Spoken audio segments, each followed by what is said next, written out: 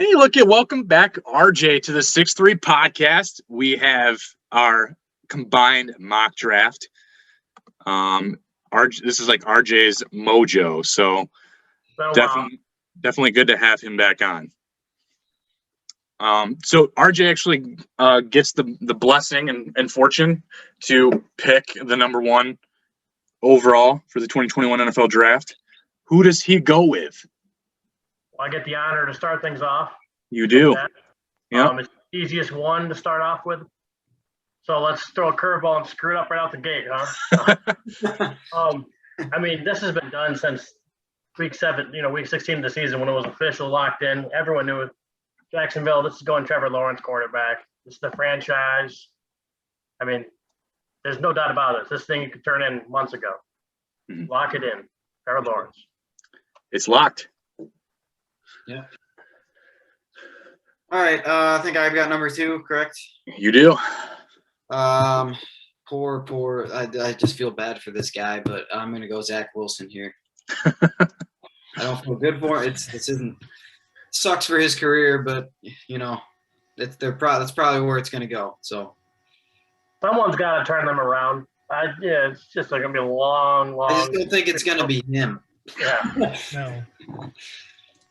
Not at all. Joe Namath himself couldn't save this franchise. Yeah, he'd break his leg on purpose this time. Well, he's really old, so. At number 3, San Francisco traded up for a quarterback, so I have to go with one. I don't know why everyone thought it was going to be Mac Jones because Mac Jones sucks. I'm going to go with Justin Fields. I really think it's Fields or Lance, and I just think Fields has the highest potential out of those two. Yeah. I would say for me, he's also just safer. We just talked about it a little bit, but I agree with him 100% that Lance has way more bust potential. Now Fields has problems for sure. He has question marks, but I think Lance, you're taking a little bit too much of a gamble there. Right, and with trading up, you're trading up to upgrade the position. I don't think Mac Jones is an upgrade over Jimmy Garoppolo. No. Especially in that division with the other 3 quarterbacks in that division, with Stafford joining that division. Right. You can't trade up, use those assets, and then draft the 4th worst quarterback in the division. They gotta buy in the upsell of Justin Fields. I was gonna say, yeah, you're gonna have a low floor with Justin Fields, but you're gonna have an explosive ceiling if he actually is, what he's shown flashes of for sure at Ohio State. But number 4, the Atlanta Falcons have not yet traded out of this pick. Now, there was early talk probably a month ago that there's just going to be 4 straight quarterbacks. I am of the belief that they are going to draft offensive weapons and basically tell defenses to, hey, try to stop us. If they load up on these offensive weapons now, it could make for a real hassle in NFC South. So I think Kyle Pitts, the tight end from Florida, is the guy that can try to help them do that. Because even at tight end, where their position is questionable with Hayden Hurst, the injury proneness of Julio Jones and age, obviously, Calvin Ridley's a great piece there, and Russell Gage was this pleasant surprise. But you're adding a lot of offensive weaponry if you get Kyle Pitts out there at number 4. For sure. Yeah, I completely agree there. Atlanta still wants to win now. I think they're a team that were a Super Bowl a few years ago. Getting a quarterback to eventually start, it may be better in the long haul. But right now, you get a weapon that's going to help you immediately improve. I like that pick a lot. Yeah. So going to number 5, the Cincinnati Bengals. There's one of 2 ways they can go with this. They can make their quarterback happy, give him his old buddy from LSU, Jamar Chase. Everyone will love to watch it. Well, when I look at Joe Burrow's last play of last season, breaking his leg, you got to protect the dude. So I'm going to give him offensive tackle, Penei Sewell out of Oregon. Yeah, I think we were talking about that earlier too. I just can't imagine them going other ways. Jamar Chase is a great prospect, and you got the LSU connection. Joe Burrow made him great, and he helped Joe Burrow look good. But you got to protect Joe Burrow. You have to, and especially with Penei Sewell, one of the best offensive tackle prospects out of the last handful of years. I don't know how you pass up on him if you're staying there. Yeah, that's the right pick for sure. This pick allows them to also move Jonah left tackle. They could even move him into guard if they want and completely solidify the offensive line. Yeah. All right. So at 6, I would love for the guy I'm going to pick to fall to the Lions at the next pick, but he's not going to. So I'm actually going to go Jamar Chase here. I just think it makes sense for how the Dolphins are built right now. They need a little bit more speed on the outside. They need more weapons there. There's other considerations there for sure. But with the way we've drafted, unless I would say if Sewell was there for some reason, if the Bengals screwed up, then I think they would definitely go there. But other than that, I think Jamar Chase, I think that's kind of where he's going to end up falling. So. Yeah, even if they screw that up, the Bengals would take Jamar Chase. That's considered their screw up, essentially. I really don't think the Bengals miss on either Chase and Sewell, but they are the Bengals, so you can't rule it out. They're the Bungles, yes. But I think Chase is probably the right pick, and I think RJ and I talked about that several months ago too. Is the Dolphins made all those trades right in that same period of time, but right after they made those trades, they had to get right back in front of the Lions at 6. Nolan Lyons full well wanted probably Jamar Chase at 7. Right.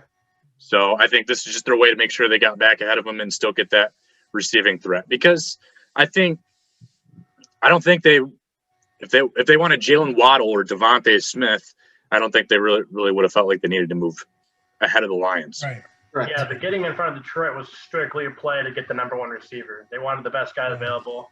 Yep. You got to give Tua a big-time weapon. Tua's not a guy that does good with a tight end. I mean, look when Tua got in the lineup, the tight end, Mike Gesicki fell apart in fantasy football once he got in. So give him a big receiver. I think it's going to help Tua out. Great pick. Mm-hmm. Yeah. All right, so I'm looking at the Lions.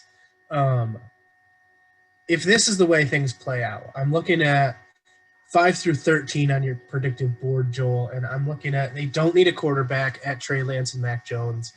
If Fields was there, maybe. I'm saying they don't need one of those quarterbacks because they got one first last year.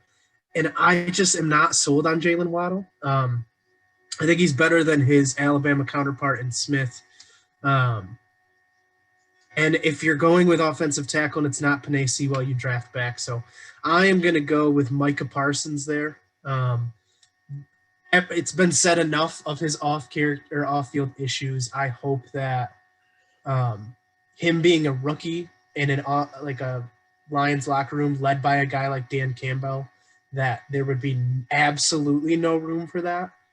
So if they vetted him well enough, if he understands his role in that team, that he's not going to get away with childish behavior, I think he's an incredible linebacking prospect. Definitely the best in the draft, talent-wise. Definitely the best on-field-wise.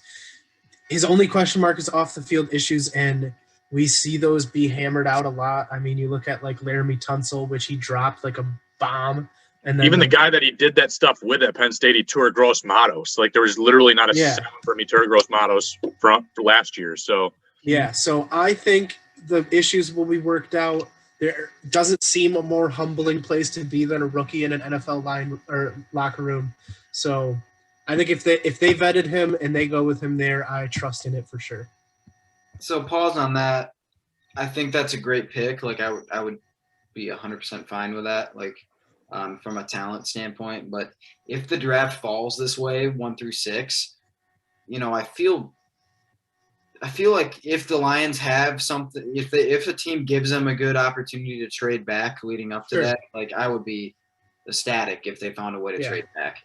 Just because, even if if Denver wants to trade up because they think like Carolina's drafting a QB or something. If they want to trade up above Carolina or something like that, and then the Lions are still sitting at 9, they might even be able to get Micah Parsons at 9. They might even be able to and add some draft capital. So. I think they get Micah Parsons to 12 if they trade. If I don't know if the Eagles would actually trade, I think they can get either Waddle or Devontae Smith there. But I think Parsons could definitely be there for them at 12 even yet. Yep, and I think you'll go right. Go ahead. Oh, yeah, I was going to say, we were talking about a pre-show, but if I'm the Lions and this is how it plays out, if Fields or Lance is left and the Dolphins nor Falcons have traded their pick, I am calling the Broncos and then I'm calling the Patriots. And I'm telling them their offers for each other and I'm getting the best one. Because one of those teams I think will take a chance on Lance, and especially on Fields. So I think you can also throw Washington in that equation too. That's another 22. Yeah. Yep. Yeah, get Chase Young. That'd be nice. But yeah, I think if the board falls this way, I think that Detroit will be getting a lot of phone calls to trade back. If they do trade back, I think the receivers potentially, depending on how far go back, will be gone. So they might go offensive line at that point. Yeah. How the board goes. Yeah. Okay. Well, for the Carolina Panthers at pick number 8, the 2021 NFL Draft, I'm going to go with Rashawn Slater from Northwestern. Yep. All right. I think that's a value pick right there. It's not going to wow anybody. It's not going to move the needle for the fans that only care about scoring touchdowns. And, So I think my thought process – pick by any means, but I think it makes the most sense. My thought process behind it is that their offensive line is really not that bad right now, but I think Rashawn Slater makes it very solid. And Jeff Risden actually has Slater ahead of Sewell in his. That's another thing that I was like, oh, that's interesting. But so Slater fills up that offensive line, and I think they have wide receiver weapons now. Obviously, they lost Curtis Samuel, but I think they bounced back and got another pretty solid group of guys in free agency. And Robbie Anderson and DJ Moore had great seasons.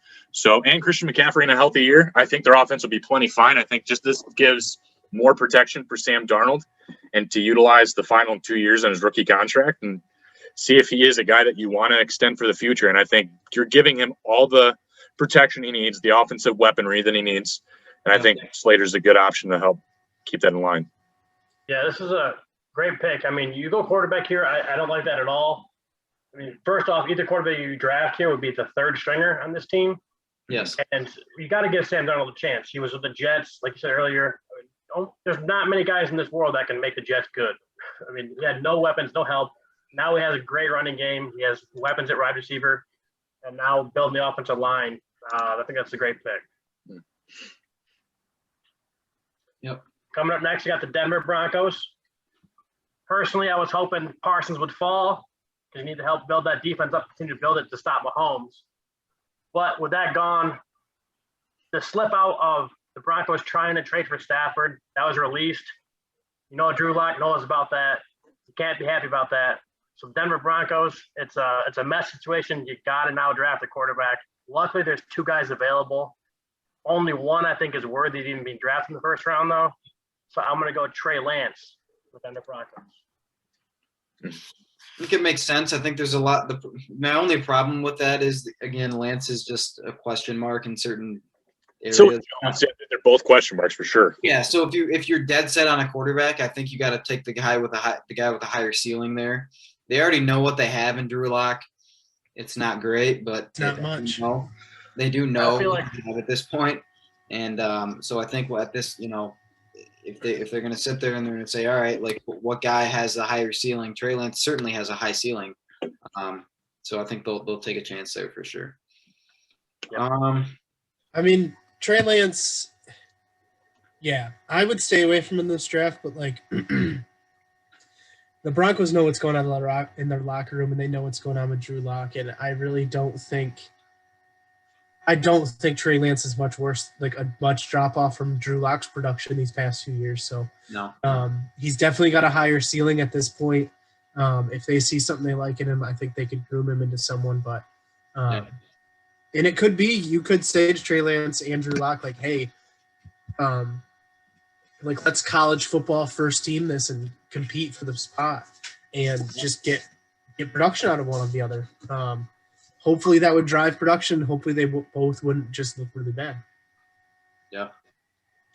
Okay.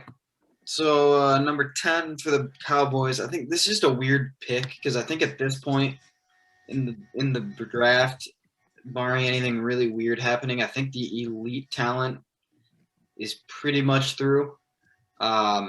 But I think the Cowboys have a need in defensive backfield, so I'm going to go with Patrick Surtain here. I think it just makes sense with for team need there. I think he's going to be a solid corner. Elite, probably not, but I think he can certainly help shore up that back end for them. Yeah, I don't think there's anything. He's definitely the best cornerback in the draft. Yeah. Yeah. All right. The New York Giants will gladly select Jalen Waddle at number 11. They would love it if he dropped to there. I think he could. I really think they pick between Waddle and Smith there. I mean, if Surtain is still there, they might go that route. Like, it depends what falls to them at this point. But if Jalen Waddle's there, they are going to be happy to pick him. They have definitely bigger problems, but after losing Odell Beckham, after Sterling Shepard's up and down production, and just kind of like just some of the weird stuff they've gotten from their offense, and just like there's really nothing on their offense besides Saquon Barkley that you can rely on. So if they want, they need a reliable player, and hopefully Jalen Waddle will do that for them. Yeah. And I think it's going to be pretty much back to back for these NFC East teams to go wide receiver. The Philadelphia Eagles had a lot of turnover in wide receiver. I mean, at some point, Travis Fulgham looked like the next superstar there in Philly. A Lions castoff. How many times can you say a Lions castoff is the next superstar? They also picked up Jason Huntley, another Lions rookie castoff. But Jalen Reagor was also their 21st overall pick last year, and he was kind of disappointing for his rookie year to be picked at 21. So I think they do double dip for their first-round pick again this year, and I think that means Devontae Smith at Alabama, and I think they take either Waddle or Smith. I don't think they care. Nope. They'll just pick whatever one they like more. I mean, they'll just pick whatever one's still there. Unless they're somehow both sitting there, then they've got to make a decision. But I don't see both of them falling. All right, Chargers on the board now. Yeah. Now, offense, they hit a home run last year with getting Justin Herbert. They're now looking up at how do we beat Kansas City Chiefs in this division. Look no farther than Tampa Bay Buccaneers and what they did. Defensive line. They won that Super Bowl. So let's upgrade the defense line even more. You got Bosa on one end. You draft Kwity Paye here to go around with them. Great edge rushers coming off the edge. Yep. They're going to be putting some hurting on quarterbacks, especially Mahomes. Right. Yeah, I like that. Kwity Paye over Jalen Phillips. Why is that your decision, RJ? Yeah, the homer pick. That's what No, I think Quay is still the best. Better, without being a homer, I do think Kwity Paye is the best edge in the draft. I do too. Gregory Rousseau. No, it's falling. Maybe at the there's a lot of good, like, that first tier of edge players this year is pretty. It's chock full of talent in my mind. For sure. I think Paye's just got the complete game. I think some of these other guys may be better pure pass rushers. But yeah, Paye's a good. RJ came prepared to answer that question with a shirt. That's for sure. That was impressive. Yeah, I knew he was going to fall, and I was like, ready to go. How long take him? All right, 14. We're going with the Vikings here. I actually like them taking an offensive tackle here, so I'm actually going to go with Christian Darrisaw. I actually liked Darrisaw at the beginning. I really liked him. He's not Sewell level, but I actually like him right up there with Slater as far as his ability.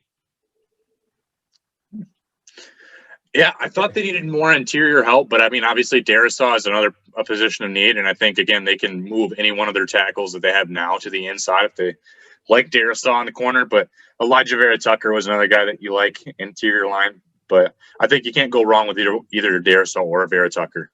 Right. Okay. Patriots. This is just a really weird pick because they definitely need a quarterback. I know they re-signed Cam Newton, but I think he's a bum. Yeah. So this is just a really weird pick for me. I should have looked ahead and been like, man, I don't want to pick for them.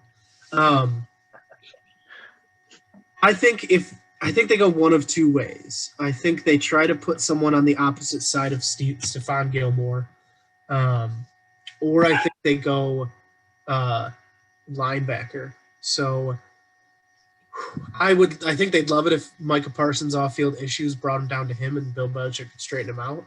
But Zaven Collins next, I'm not sure about that. So I'm going to go with Caleb Farley from Virginia Tech. I think they want someone to, put opposite Stephon Gilmore and kind of shore up that defensive backfield. And I like Farley better than J.C. Horn. I think they're both good cornerback prospects. I think they're right to be ranked right next to each other. But, I'm going to go with Caleb Farley. I could see Zaven Collins. I almost picked him, but so I think it plays out. Yeah, so I actually had Caleb. I was actually pretty sure you were going to let me have Caleb Farley for the next pick for the Cardinals. Because in my real mock draft, I'm pretty sure I have Caleb Farley going to the Cardinals. And I'm surprised you did not just give them Mac Jones. I was dead set the Patriots are going Mac Jones. That's such a Bill Belichick pick I've ever seen one. Oh, Bill Belichick's not an idiot, and Mac Jones would be an idiot pick. You'd be surprised. Man, so I guess for the Arizona Cardinals, man, they need interior line help, man. So I'm going to give them Elijah Vera Tucker from USC. All right. I hear a lot of people are pretty high on him. Yeah, I think I think most people say he's for sure a first round pick. Like there's a 0% chance he falls out of the first round. Agreed. Right. I agree. All right, Raiders up now. Apparently, I'm getting all the AFC West teams. Yeah, wow. They gotta beat the Chiefs, man. They got to beat the Chiefs. I'm going with that strategy. They also need to upgrade their speed on defense. So I'm going to go maybe a little old school motto with them. They used to love speed. So I'm going to go linebacker. I'm going to butcher this name, Joel. You might need your help here. Are you doing Jeremiah Owusu-Koramoah? Yep, sure am on Notre Dame. JOK, baby. Okay. All right. Dolphins here. It's Miami. It's really this is kind of a different pick. It's an interesting pick. I actually so I did a few mocks before this. This is tough. I'm actually going to have them taking Christian Barmore here. Okay. All right. Would have thought you would have made that Jalen Phillips Miami. Yeah, I have Phillips going to them on their second first-round pick. I just don't like him very much. So I like a few other edges, and I think that that those edges probably fall. So I think Barmore's not getting past that. That'll do. All right, Joel. Uh-oh. We're waiting for it. You were hoping it would happen. Mac Jones to the Washington Redskins. Sorry, football team. Racism. I know that was super racist of you to say it. Sorry. I think they have bigger needs. I think they have other things that need to go on. But if they don't pick a quarterback here, they're waiting for Kellen Mond and Ian Book and Kyle Trask, and that's just gross. Ian Book's the future. Ian Book. So I think if this is how it plays out and Jones is still on the board, I know Chicago would be pissed off, but Washington's going to pick Jones. Yeah. Yeah, so Chicago is also going to be pissed off because they were getting a boner for the fact that a quarterback was falling all the way to 20 for them. Yeah. As a Lions fan, I was hoping all the Lions up, baby. I was hoping it would fall to the Bears. So I'm not a believer in Mac Jones at all. Yeah, that would have been a disaster pick, but once again, one that we're okay with. And I thought they definitely would have jumped on Mac Jones if he fell to them at 20. Oh, 100%. So I think they're going to go for another big-bodied receiver that they missed out with Kevin White, and I think this is going to be their opportunity to do so. I'm going with Rashad Bateman from Minnesota. All right. Okay. All right.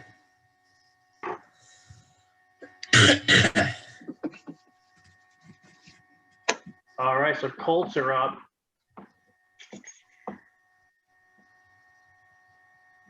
I was hoping to get an offensive tackle for them, but we're kind of thinning out here in the offensive line, at least for this part of the first round. So I'm going to go defense because I always take best available player when it comes to need, of course. But I'm going to go cornerback, J.C. Horn.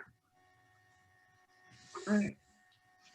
Yeah, he's the best available. He's a guy you can plug in at safety and corner, just depending on what you need there, really. So, Yep. It's a good pick.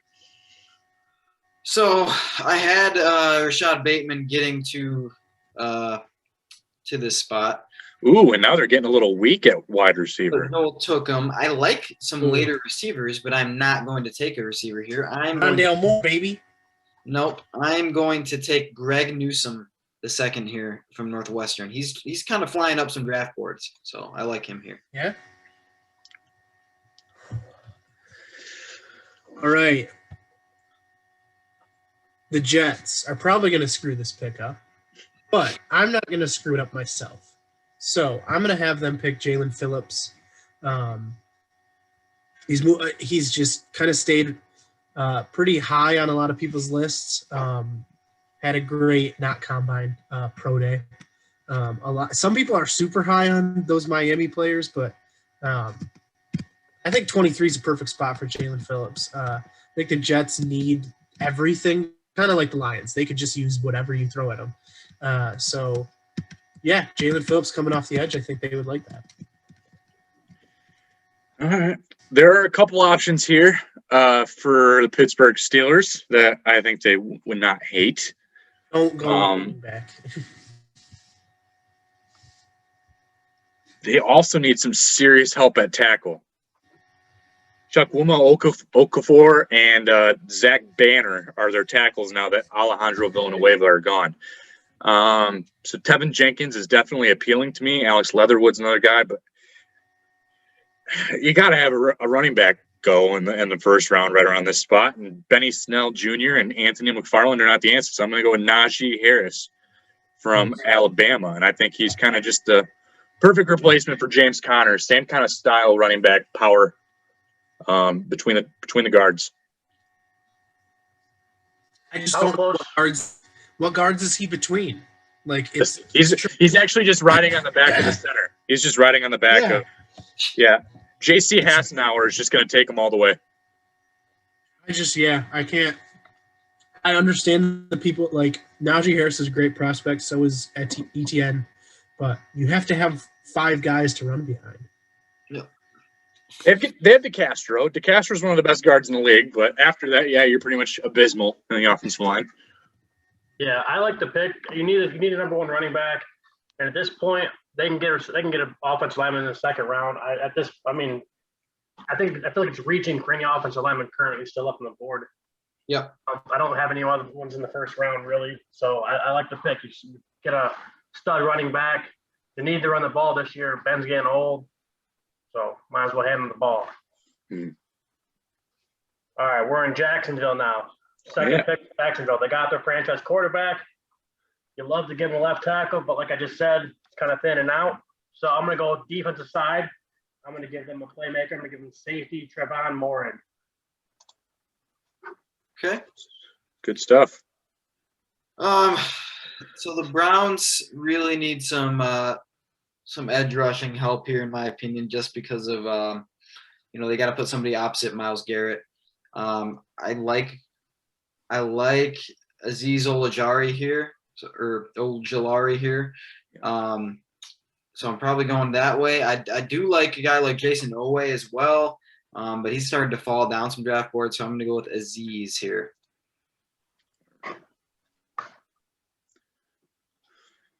Okay. The Baltimore Ravens. They need a new quarterback, but we can't do that. So, sorry. You just hate watching him play. Ian Book. Yeah, sorry. Yeah, Kyle Trask, 27th overall pick. I think, I think in a late first round pick, I'm going to have him take Alex Leatherwood. All right. I like Leatherwood. You want a tackle that Alabama runs a very pro style run heavy. scheme. I know, like they have obviously they have like the wide receiver duo that they weren't super run heavy, but they rely on the run a lot. Ravens rely solely on the run. So yeah, I think Leatherwood's there. I think there's other tackles and offensive linemen that fit that mold, but I really like Leatherwood. I really think he is a great prospect. And yeah, in the late first round, you don't really draft on best overall. You draft on need and best overall. So, Yep. Yeah. All right. Well, this one's tough. I go back and forth. I mean, obviously, this shows their biggest position of need is corner. And I'm like, oh, I feel pretty good about Marshawn Lattimore and Patrick Robinson and, Grant Haley, Chauncey Gardner-Johnson, P.J. Williams. But Yeah. And the wide receiver, obviously, with Michael Thomas had his history of injuries last year, and pretty much, do you really want Traquan Smith and a declining quickly Emmanuel Sanders to be the guy? Wide receiver's got to be a position that you consider here. Terrace Marshall is possibly a guy that I want, but I think they also missed out on getting their guy, J.J. Watt, on the other side of the edge with Cameron Jordan. So I actually think I'm going to lean towards edge, and I'm going to go with Jason Owe from Penn State. Yeah, I like that pick for them. Yep. Solid pick. All right, Green Bay Packers on the clock. I'm going to do what they should have done last year. Ian Book. And that's make your quarterback happy. He's been asking for a weapon over and over again. You keep never drafting one in the first round. So I'm going to give him a first-round wide receiver. I feel like best fitting is going to be Elijah Moore. I think he'll fit that system perfectly. It'll be a great number 2, across from Devontae Adams.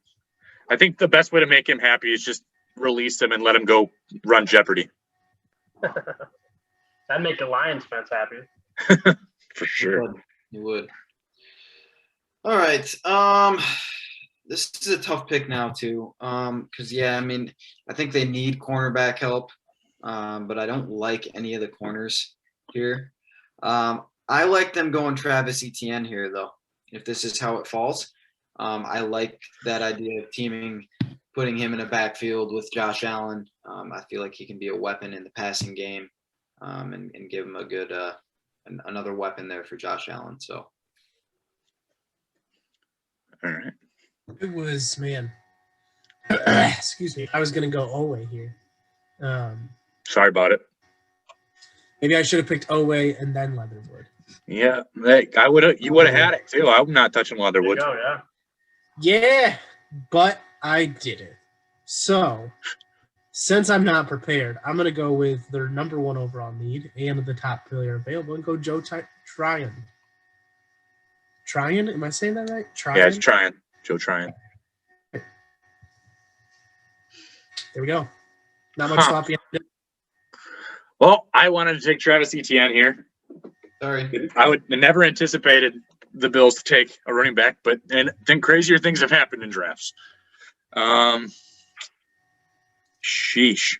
All right. Well, I don't know why this shows that edge rush is the biggest need. They just made Patrick Mahomes run for 500 yards in the Super Bowl. Wide receiver, obviously, Antonio Brown's not a guy you really want to keep around forever, but Chris Godwin, they had signed to a short contract just to kind of keep in the salary range. And then, Mike Evans also climbing up there too in age. I think wide receiver is a position that I think I want them to take. And I think they go with the slot receiver. So I think Rondale Moore actually sneaks in at the very end. Okay. I like Rondale Moore a lot. Just do what you do with Scotty Miller with him. Yeah. And faster. Yeah. Less white. Less white. Yeah. You need less white in the receiving corps for sure. Yes. I don't know. I think that was a pretty I think we had some pretty good shoo-ins there. Some picks I did not really expect to go there, and I kind of think that's how draft day always is. It's always a crap show. Yeah, so yeah, I think basically if you're doing a competition or a work pool and trying to get like what we're going to do essentially, where we're going to create our own mock draft for the first round, I think your best bet is to get the most correct in the top 10, because after that, you pretty much have to bank on getting one or two lucky ones at the end. Right. Yes, I agree. It just takes one person in the top 10 doing something stupid. Yeah. Like Screw everyone up. Cleland Farrell ruined my mock draft for sure. But RJ, again, dude, appreciate you popping on to do your favorite thing of the year. This is what Lions fans have to look forward to. So I think, being a Lions fan, I've been groomed to enjoy the NFL draft. It's the only thing we've been able to cheer for. You can't enjoy the season. Oh, no, definitely not. That's why, this is our Super Bowl, NFL draft. Yep. mm-hmm. Yep. All right. Well, I don't know how to get back on this. So, holy crap. What the heck happened? What did you do? Oh, I just got to hit stop share. Gosh, I'm handicapped. Yeah. All right, RJ, well, I know you had to editor cut. Right. But thanks for getting back on. And maybe we'll talk to you post draft about what the Lions did. Oh, for sure. I'll see you guys later. All right, see you, man. Good stuff, guys. Yep. You feeling good about that? That was good. Yeah. I totally forgot that the Ravens traded with the Chiefs for the